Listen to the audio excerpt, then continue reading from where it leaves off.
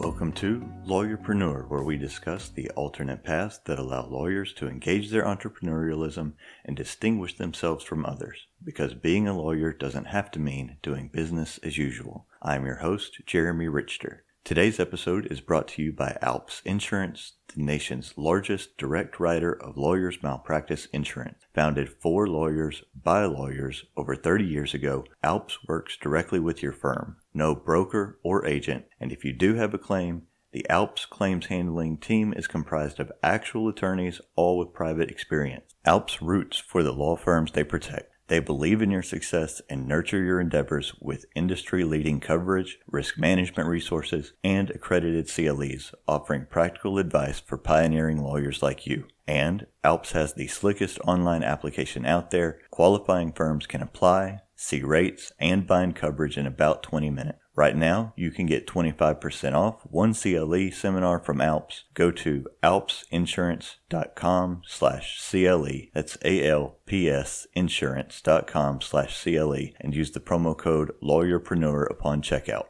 In addition to the corporate sponsorship that helps pay for the hosting and transcription of the show, you can support Lawyerpreneur on Patreon at patreon.com/lawyerpreneur. For less than the cost of a 0.1, you can help pay for the time it takes in creating and editing Lawyerpreneur and receive copies of my two most recent books, Stop Putting Out Fires and Level Up Your Law Practice. Now, on to the interview.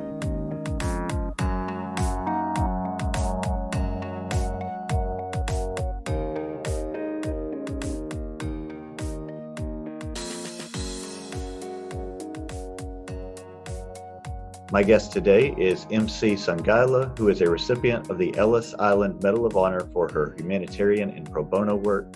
She is an accomplished appellate litigator and is the silver medal winner of the Independent Publisher Book Awards for her book, Mother's Thoughts for the Day.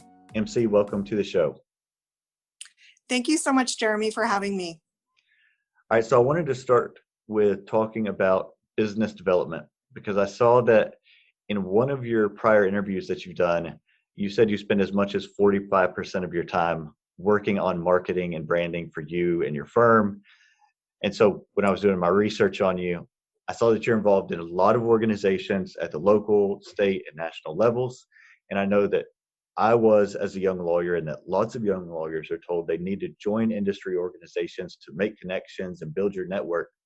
And so many of us do join, but then don't get involved and don't really derive any real benefit from it. And so I wanted to ask you whether, all of the engagements and the organizations on your end has helped build your business, and how that's affected your practice. Yeah, I have been in leadership positions everywhere from international associations, the International Association of Defense Counsel, to the ABA, to local bars, the Orange County Bar Association. I'm on the board of directors currently. Women lawyers associations. I also serve on a lot of community boards, arts boards, things like that. Usually one or two of those boards. I currently chair the RAND Institute for Civil Justice Board, and also serve on the executive committee for our symphony here, the Pacific Symphony. So that's a broad array of things on top of actually practicing and writing briefs and arguing cases. But I really got involved in that because I like to roll up my sleeves, and I like to make a difference, and I just sort of naturally gravitate towards leadership positions. If I'm going to do something, that I'm not really just a joiner. I'm going to become involved because I want to contribute in some way to the organization, sort of find my way toward doing that.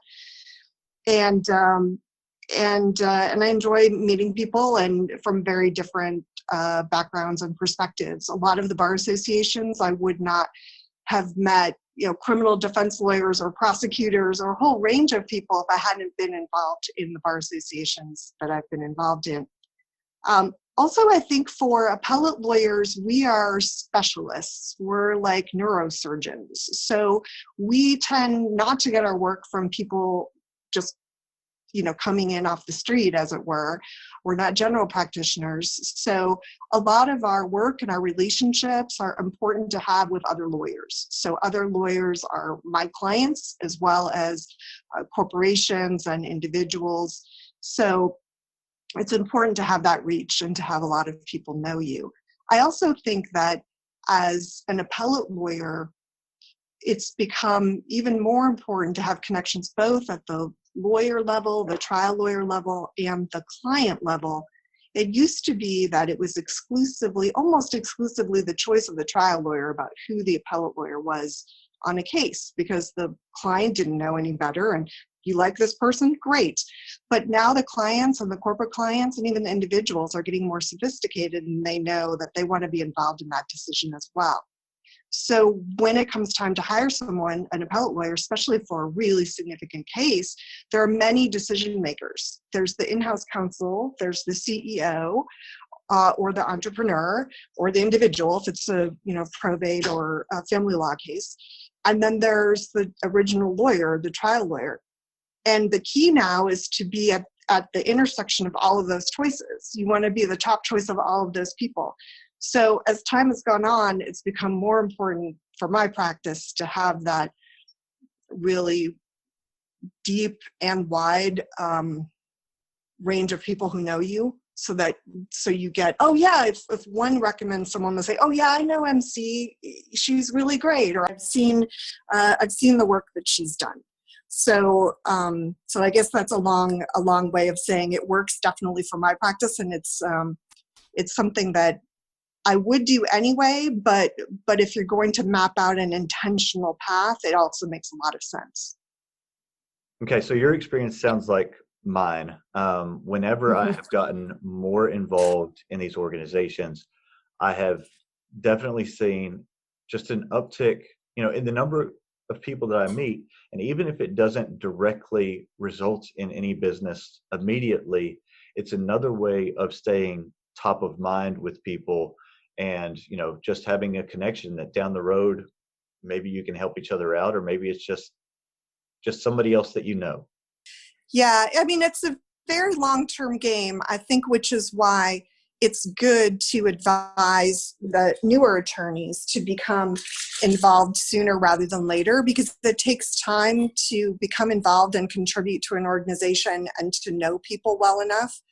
And then you might as well start that early rather than later, because it doesn't really bear its full fruit for several years. And sometimes, as you said, it could be even decades. I mean, there are some things I've done for people I've worked with 10 years ago, and lo and behold, they call me to write a book, or they call me to refer a case to me.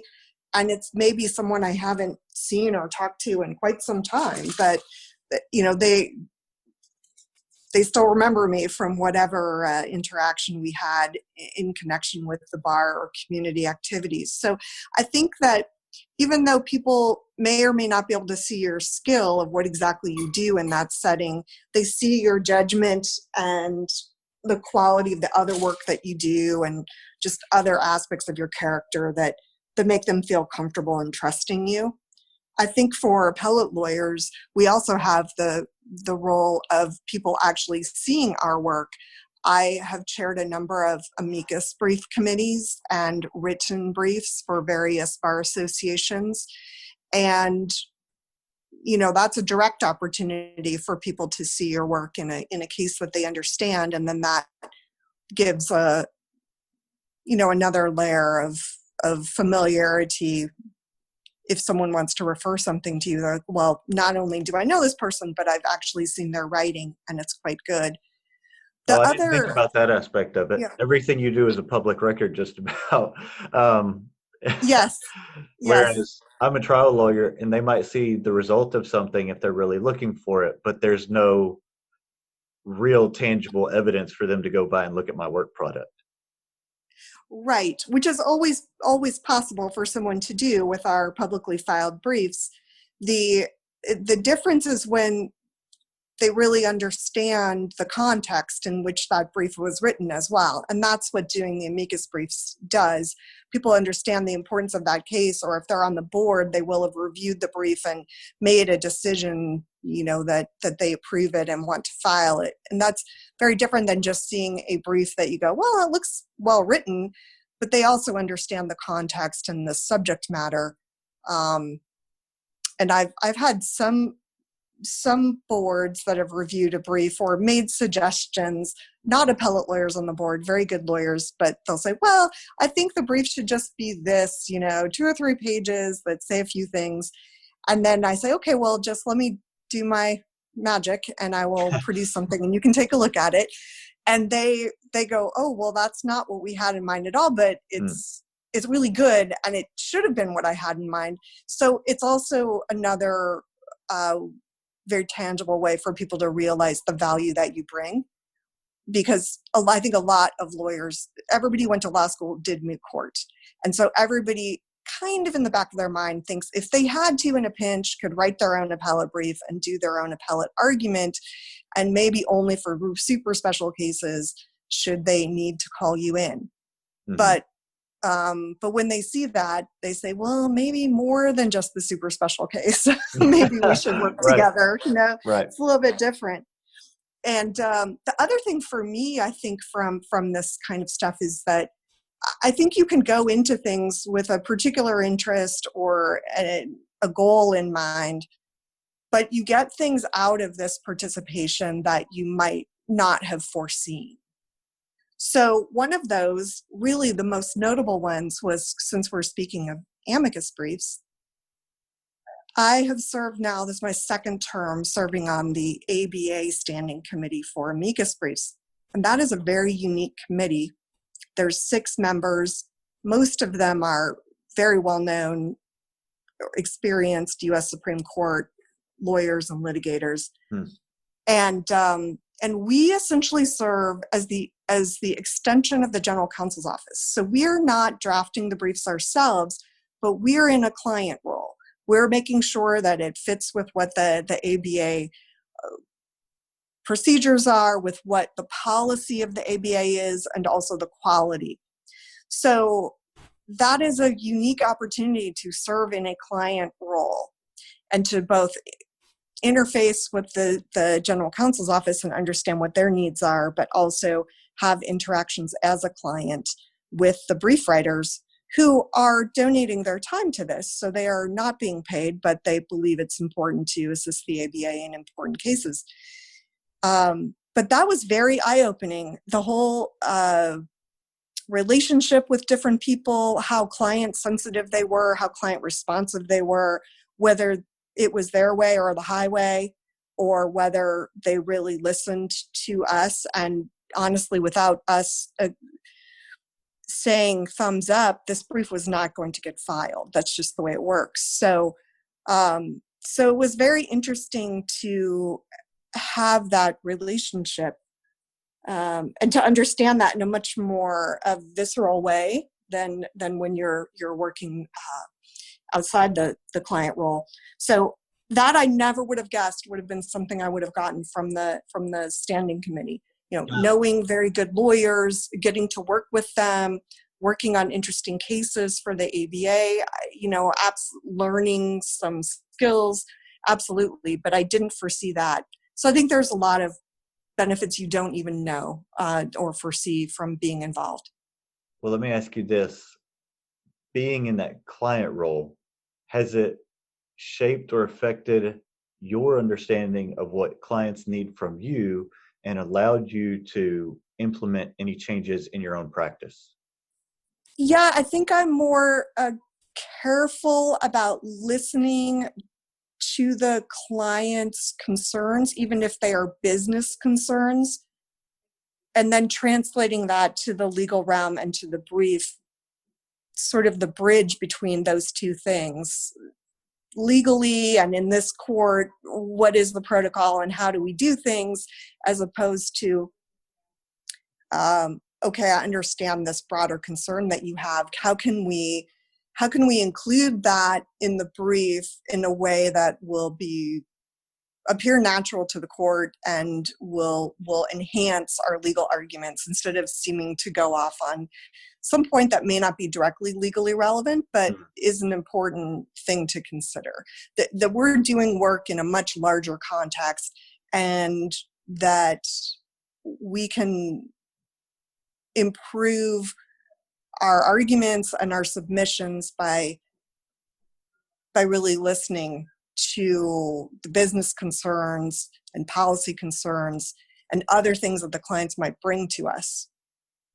So I think I just kind of naturally work towards that a lot. I work to incorporate that a lot more. Going back to business development for a minute, young lawyers know that to transition to being a partner in their firm, they need to develop a book of business, establish their own clients. But many firms are not very good at facilitating that and developing that aspect of their associates' growth. I saw that you divide your business development and marketing time into 3 areas, which are reputation development, relationship development, and new matter development. And we talked just generally about some of those already, but I want to ask you some more specific questions. So as for relationship development, which you talked about in the context of leading appellate treatises and writing articles, guest blogging, teaching at law schools and on panels, how do you go about making the opportunities to do those things? Well, some of those flow from the Bar Association and community work. People who are involved in things are involved in other things, and they're looking for people they trust to help them out or participate in those things. Other people are very conscious of reciprocity and helping each other out. So I think the opportunities come from that. The bar associations have a lot of platforms. The ABA publishes books as well. I have a couple of books in the works for them, editing in my role from the ABA Appellate Practice Committee chair position.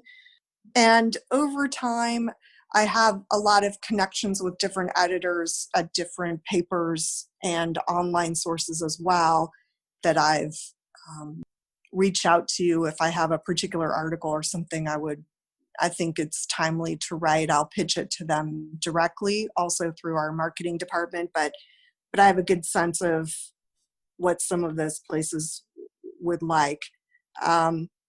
And then speaking on panels, or now by Zoom or webinar, is another thing. And then also I would say significant pro bono cases, which I've been doing since before I became a full-time appellate lawyer. So I did my first pro bono case in the U.S. Supreme Court in 1996, and I've been doing at least 2 pro bono cases a year since then, every year. So there's a lot of body of work from that. And it, as a young lawyer, it gave me a profile. There's not many people in their 20s who have written their first appellate brief in the U.S. Supreme Court. So that was something differentiating. And it was a really interesting case, and none of the parties could talk about it. So I ended up being sort of the spokesperson for the position of my side of the case. And so I was in a lot of news articles and kind of learned how to deal with journalists on the fly in that particular case. So I think there's a lot to be said from all of these different types of opportunities. And especially when you're starting out, I think it's important to do them and to take them. As you do more, you can be more selective. You say, well, I'm going to give that opportunity to somebody else because it isn't exactly what I've done enough of those already. Yeah. Which is what I do with my team. I make sure I have opportunities for them to become involved in bar association activities, help them get appointed to certain leadership roles. And then if something comes to me, commenting to a journalist or an opportunity to publish a newsletter article or something like that, I will suggest that they might want to take a look at that and do that as just the stepping stone for them to start getting their name out there independently. My sense of the reputational development is that if you have particularly a niche practice, you want the situation to be that if everybody, no matter where somebody turns, they can't escape you, right? Mm-hmm. If I'm looking for a palette or I'm looking for something else, like, gosh darn it, that MC is popping up once again. So, you just you can't escape me. There I am. And it's also helpful because I have moved firms during my career so that I'm not totally identified with a firm. I'm identified on my own, as my own brand. And I think that's true for all of us, although I don't think we think of it that way. We are our own brand within a platform of a larger brand if we are at a large firm. And while you definitely want to support the larger brand, you also have to nurture your own, not just for the, viability and mobility point I mentioned, but people are hiring, yes, a firm, but they're also hiring you. That's and right. I think in that comes, if you think about getting your own name out within that context as your own brand, then you're also able to be more authentic, to be yourself in a way that will attract clients who want that. Yeah. And I'll say that a lot of the corporate clients that we do work with, or that I do work with, they tell their lawyers, look, we are hiring an individual. We're not hiring a firm. So we don't want you handing out, our cases to just anybody in your firm. We're hiring you because we want you to do our work. And those relationships only come with having built a reputation and not just being subsumed within the larger reputation of your firm, but like you said, of having your own identity that travels with you. Right. And I think that's true for everyone. That's really kind of how it goes. I mean, it's just like what you're doing with this podcast, everyone is their own media company. Everyone is their own publisher. That is true given where we are now, given the internet and the abilities to do this. You could not have done this, 5-6 years ago, maybe even. You'd have to go to some other platform which would allow you to have the reach. But now you're able to do your own and expand your reach and also help the firm by doing that. Right. And so I started my law blog in 2016. I was 4 years out. I was in that period where I knew I needed to be doing my own business development, but I didn't have an identity as a lawyer that allowed people to know or recognize me, because most of my work was for other people. So I knew that, insurance defense, like a lot of other types of lawyering, is a very crowded space. It's very competitive, and I needed to do something different to make myself findable. And so that's when I started my law blog, and I started writing about things that were relevant to changes in law in Alabama specifically, and then more broadly to practice and case management and client management that was particularly geared for younger lawyers. And that writing and things that evolved out of it, like speaking opportunities, all helped me create an identity that wasn't the end unto itself, but it enabled me to have a bigger platform so that I could establish relationships with other lawyers, and even what has turned into relationships with clients and potential clients that otherwise I wouldn't have had any means to meet those people, or even after having met them, for them to know before they ever hired me what I'm about and be able to look me up and find out what I have to say in my voice, and if the things that are important to me are congruent with what's important to them. Yeah, exactly. And and that can be challenging when you're new, because you say, well, I don't have this, decades of experience that I can offer you, but I do have other things that are unique to me. So it's a way to stand out and focus on your particular strengths at that point in time, and give you time to get more of the substantive experience too. Yeah. And then that's perfect, because people will have felt comfortable and known you in another setting.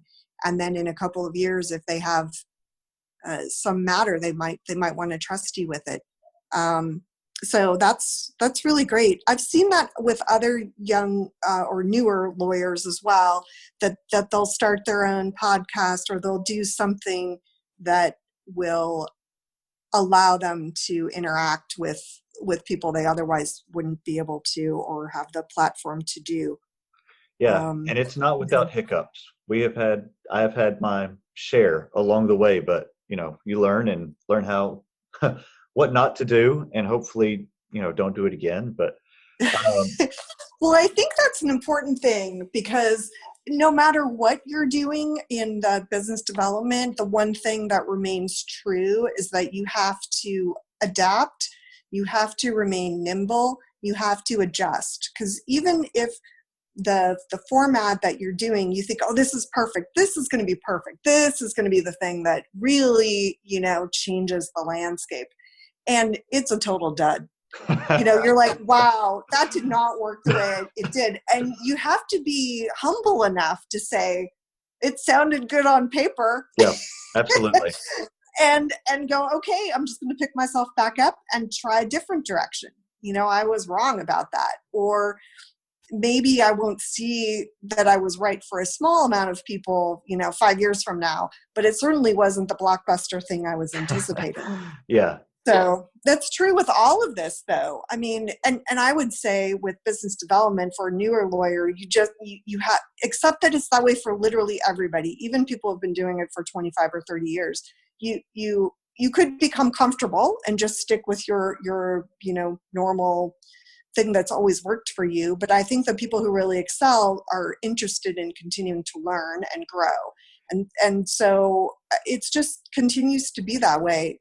I hate to tell you, it's going to keep being that way. It's just going to be different things.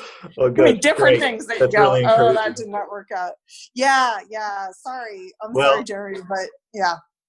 Well, that's that kind of reminds me of parenting, or what people tell me about parenting. I've got a 5-year-old and a 2-year-old, and the things that are the problems now, it's just going to be different problems. It's not that problems are going to go away. Great, guys, thank you. Yeah, and I think you grow and you learn things, or sometimes, hopefully, you don't learn the same lesson over and over, because that means you're not really learning it. But yes, I mean, just flat out failing in a lot of things, and picking yourself up and trying a different direction. That is definitely the case, especially with business development. And like I said, there can be changes that happen in how decisions are made during your career too, and you have to be aware of those and adjust to them. So as I mentioned in the appellate realm, when I started out, it really was the trial lawyers, and the trial lawyers who give you, recommendations.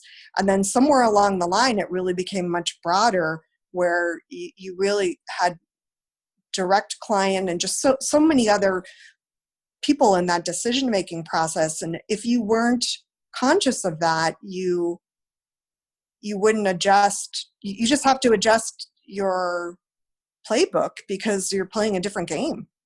Yeah. Well, piggybacking off of what you said a couple minutes ago about being adaptable and malleable, we're obviously in uncharted territory. So we're recording this on June 17th. So for the last 3 months, most of us have been in some form of lockdown, whatever phase you happen to be in. How have you gone about, or have you done anything particular or different about staying top of mind with clients and referral sources, and just making sure that whatever they have come along, that they're still thinking of you, even though you might be less visible than previously? Yeah, it's interesting. So I don't know that I've been less visible compared to others. I understand what you're saying. You're not having lunch with people, and you're not speaking in person at panels, and you're not traveling to conferences. That's true. That's not happening. But a lot of conferences and panels went online.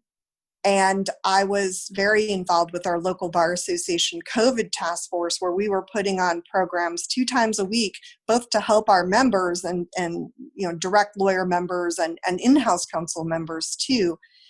So I spoke quite a bit on webinars and invited some of my former clients and current clients to speak with me when that was possible.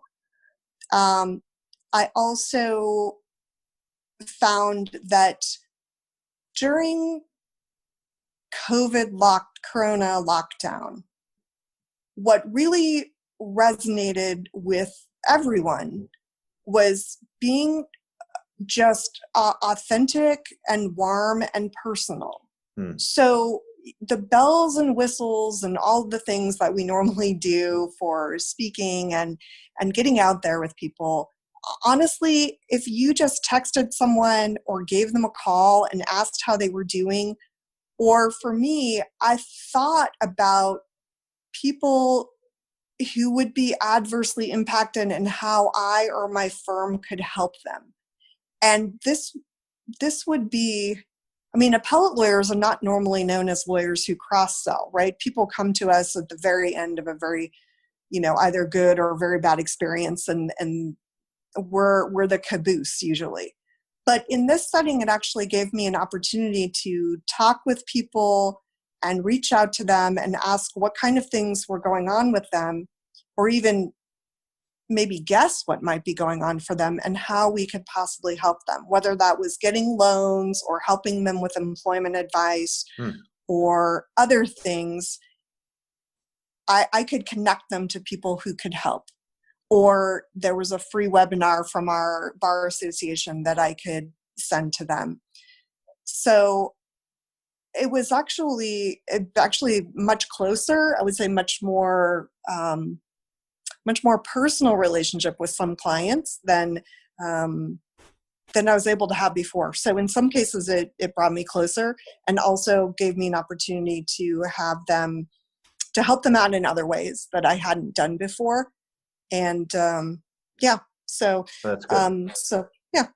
Well, and I'll say that, I have a lot of interaction with insurance adjusters who are handling the claims that I'm working on that they've sent. And most of those, oh my gosh, you must be very busy, and so are they. Yes.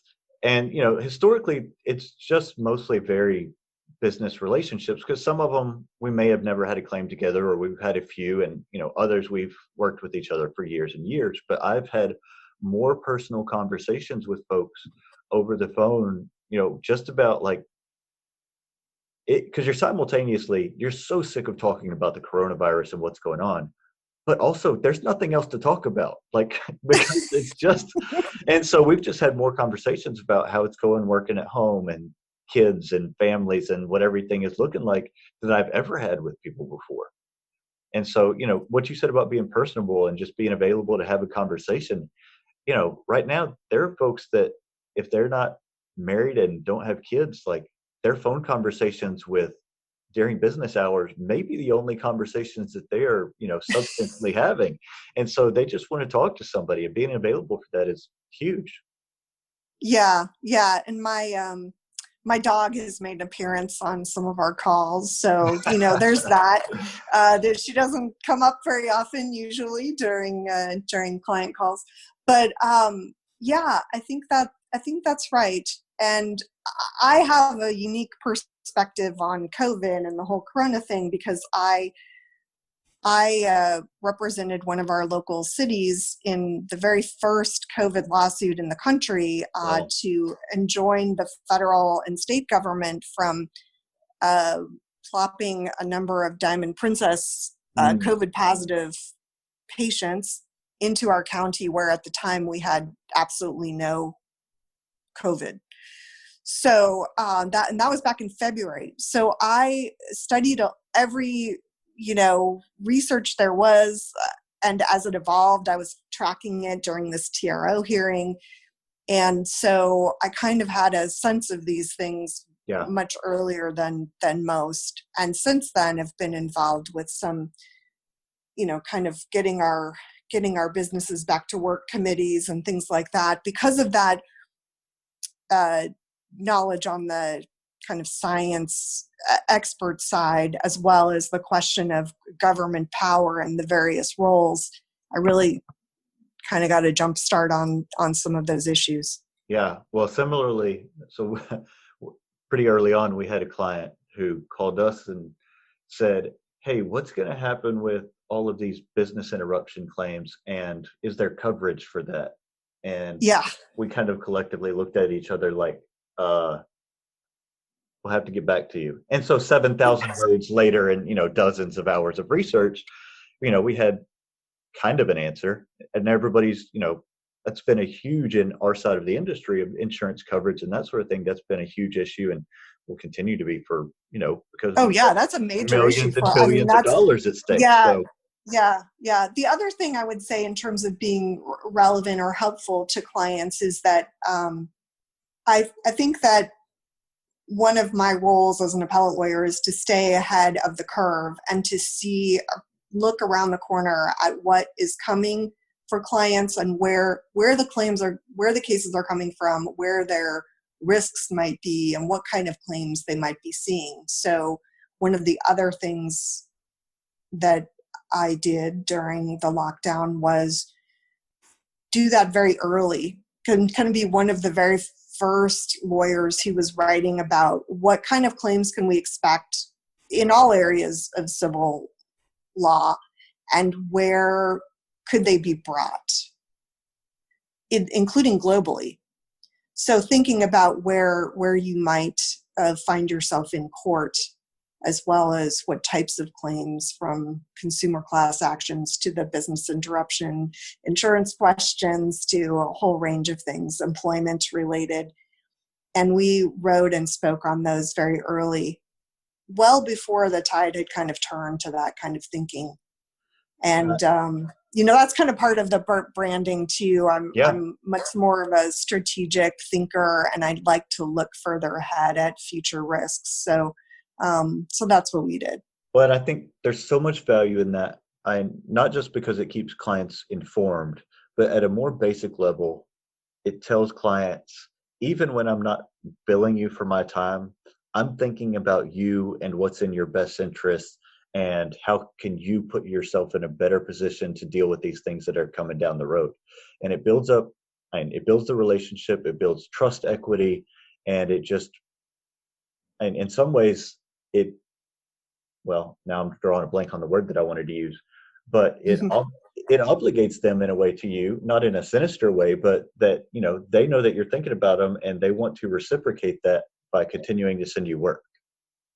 Yeah, I'm sure there's some psychology to that too. Yes. All right. So changing gears, I saw in an interview that you did a couple years ago that when you were asked about your favorite tip for being a rainmaker, you said, start from a mindset of generosity. And I really love that answer. It's something that I wrote about fairly extensively in my new book that came out earlier this year, Level Up Your Law Practice, about having a generosity mindset as compared to a scarcity mindset. Mm-hmm. So just for the context in the conversation, can you describe what you mean by having a generosity mindset? Sure. So I think we live particularly in a time where our mental attitude is very important. I mean, we've heard about it in a grit mindset versus a fixed mindset in terms of whether you want to be growing or whether you think you can't have any impact on what happens to you. So in this context, I'm thinking of exactly what you mentioned, which is, do you come from a point of scarcity or a point of generosity, which is that there's more than enough to go around, and you are therefore there's sort of less fear involved. You're not coming from a place of fear or scarcity or like some of the events I go to where people are, passing out their card immediately and only talking to the people whose name badge indicates they have a title that can help them. Yes. And if you don't, they just look right past you. I mean, I definitely remember that as a newer lawyer being like, no one will talk to me because I don't have some big title. And I thought, well, that is just so rude. And it certainly isn't going to get you. It's not going to help you to have that approach, because nobody wants to feel used. Nobody wants to feel like just a tool for you to get somewhere. Nobody enjoys that. But that comes from a little bit of fear too. So I think that that's the difference of, are you willing to be generous first, purely because you are generous, not because you read somewhere that if I'm generous first, I'm going to get something from it. That also doesn't work. So it really has to be that you want to help other people, or you see opportunities. I think for me, naturally, I just always think that way. I always think, hey, this person's looking to do this. This would be helpful for them. And I try to connect them up with that opportunity. That's just kind of how I work as a person. So it's actually not very difficult for me to do that, because that's just how I am. And I think people feel that. They know whether you're genuine about that or not. I agree. And I do think a lot of people in our industry particularly, and maybe it's all service firm type industries, that, you know, where a client hires me, that means they are not hiring you, that it can be very difficult for people to have this mindset of, well, of being generous, and the idea of there's always more, where that came from. And, you know, and they operate from a place of fear rather than a place of generosity. Here's an example in my own experience of one of the earliest articles that I wrote was for our Alabama Defense Lawyer magazine. And it was about, it's really technical and not a very interesting article, but it's about whether we're keeping drug screen results out of trials, or whether they're going to come in for post-accident drug tests involving truck drivers. So super technical, but a lot of admissibility stuff. And one lawyer said to me, like, aren't you worried that you're going to help out your competition and, you know, give them a leg up here by sharing all this information? And I just, like you said, I can't operate that way. I mean, I guess I could, but I can't allow myself, because it's to my detriment to think that way. Yeah. I just, it seems foreign to me. I mean, I see when people think that way, and I've heard the same kind of things from people. I've even been at meetings. I mean, I get this in a different way, which is I'll be at a sort of all panel counsel meeting, and, you know, I'm one of a couple of appellate lawyers. Everybody else is a trial lawyer. Literally no one in that room is my competition. I mean, we're you know, we team up, right? We're a team. Yeah. So I will go around, you know, bouncing around, saying hi to different people at different tables and this and that. And they look at me like I have two heads, and they don't go and talk to anyone else, because they're like, we're all competition. Yeah. And I think, well, no, you have to work with each other. And sometimes you have to pass cases from one to the other. You might as well have a cordial relationship about it.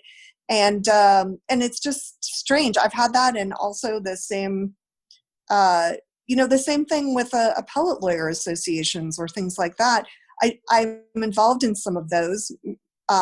And we can help each other too by referring cases to each other if we have a conflict, or we can,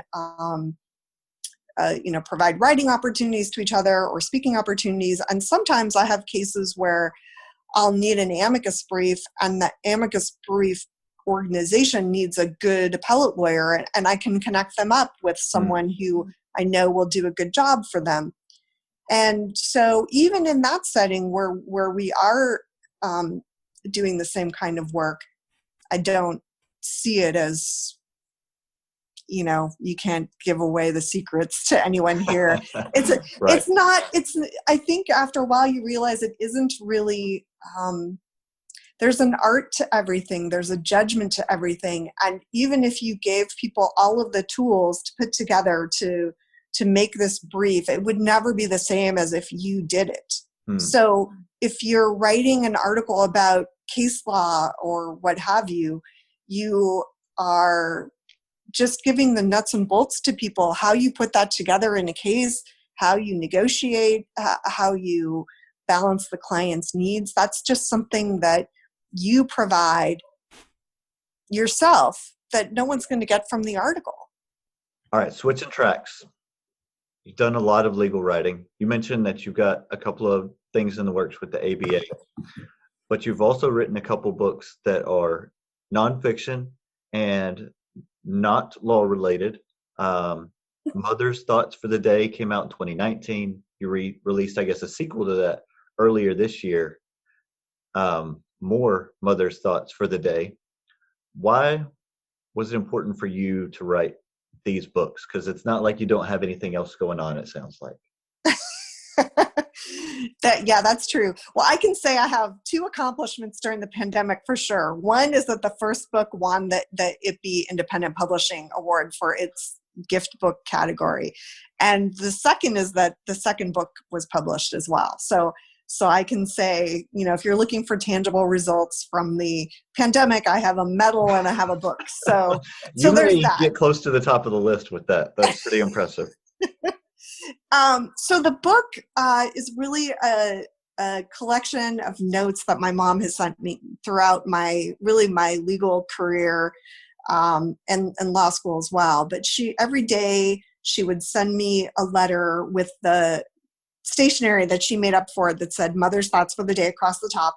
And then she would have some kind of quote or some encouraging words, and they would come to my office. So as a new lawyer, I would have this, pile of mail and depositions and various things coming in, and this one very nice handwritten note from my mom. So she did that literally every day. And since then, she sends me text messages every day too. But it's really kind of motivational mindset kind of stuff and very nice quotes. And I had in mind that maybe there was something here from these writings. Maybe there was something positive to contribute to the world from this. My mom made a positive difference for her daughter, and maybe there were other young folks, young women in particular, who could benefit from this. And I honestly produced that first book on a total leap of faith. I had a feeling that we needed positive things in the world. There's been a lot of crazy things going on. Yeah, you're right about that. And I thought positive is good. And this was very positive for me. Maybe it'll be positive for someone else, and sort of reinforces family and family relationships as well. And I have always been a writer. That's why I became a lawyer. And I've always liked quote books and gift books, like really kind of fun gift books. Yeah. So I thought, maybe I could put these into this, and I could publish it. And I knew, because it was my mom's, I didn't want to do a traditional publisher, because I didn't want to lose the rights to any of her manuscripts. So I said, okay, I have to self-publish it, and I don't know a gosh darn thing about how to design a book. I don't know any of this. I know how to do a manuscript, but I don't know how to design this, and it certainly requires other skills. So I started looking around on Amazon for books that looked like what I wanted to do, and I found one that had the kind of feel that I wanted, and I reached out to the publishing companies, or independent publishing company that helps you put together things for imprints. And so they did the design and all of this stuff, and I knew it was the right place. It's called Girl Friday Publishing. And I knew it was the right place because when I called them, they said, oh, we think we understand what you have in mind. We did a book like this. And they sent me the book that I had seen on Amazon. That's awesome. So I was like, yes, that's it. That's the one. That's what I want. So of course it came out totally different, but it was definitely the vibe of that book. And we were on the same wavelength. So so that's how it happened. I took a leap of faith that there was something positive in this that could benefit the world. I had no idea what that would be, how it would turn out, or really why I was doing this, other than at the very least, I thought my mother will be happy. So I thought, okay, at least there will be one person I make happy from doing this, and my mother will be happy. Even though I had to convince her to do it because she didn't think that her advice was very good, which is kind of funny. So so it was a total leap of faith. And that, other than the book itself, that choice to take a leap of faith to do something that I felt called to do, but had no rational reason why, has very much changed my approach to a lot of things. Just the act of doing that has caused me to be more open to other things. And so that in itself has created a difference in how I practice law and just how I go about in the world. So there's a positive thing from doing that. And then when it won an award, I thought, oh, good, this is great. Other Sure. people think it's actually pretty good too. And then I got a lot of feedback on it too. A lot of people who said, oh, my children, I read a couple pages of this to my children at night, or they read a couple pages before they go to school in the morning.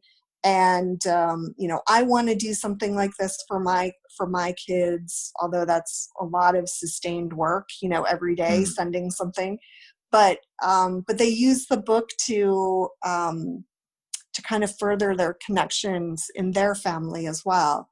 And that's really nice to hear. Yeah, that's really great feedback and encouraging, I'm sure.